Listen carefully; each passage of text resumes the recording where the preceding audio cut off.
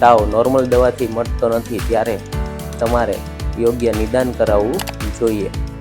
નમસ્કાર મિત્રો, હું doctor Devang Ambaliya critical care specialist તરીકે ગિરિરાજ હોસ્પિટલમાં ફરજ બજાવું છું.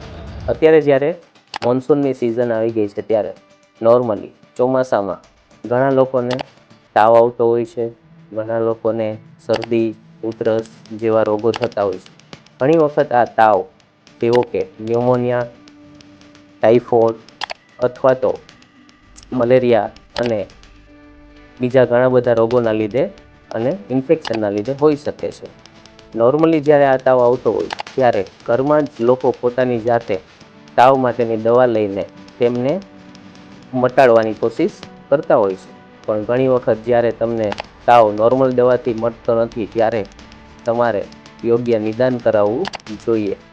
જો તમને તાવની સાથે સાથે બીજા લક્ષણો જેવા કે બહુ ઊંઘ આવી, શ્વાસ લેવામાં તકલીફ પડવી, આખો દિવસ બેચેની જેવું રહે અથવા તો કળતર જેવું રહે અને જ્યારે બ્લડ પ્રેશર ઓછું હોય અને રિપોર્ટ્સમાં જ્યારે પ્લેટલેટ ઓછા હોય ત્યારે આપણે નજીકની હોસ્પિટલનો સંપર્ક કરવો જોઈએ.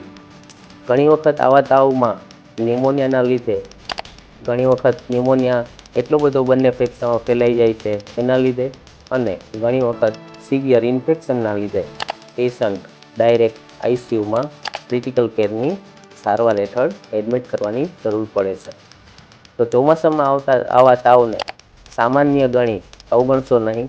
તેનું સમયસર નિદાન અને સમયસર સારવાર દર્દીની જિંદગી બચાવી શકે છે. Thank you.